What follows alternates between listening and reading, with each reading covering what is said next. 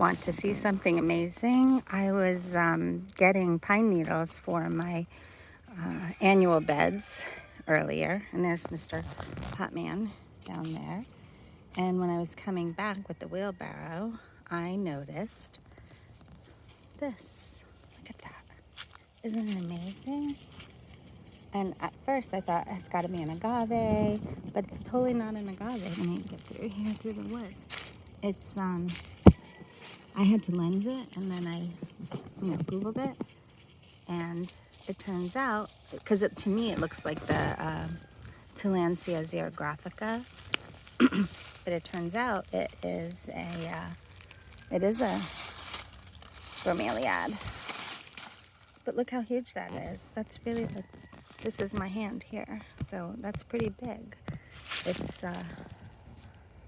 and I spent $25 for my Tillandsia, and this one grew here naturally. It's amazing.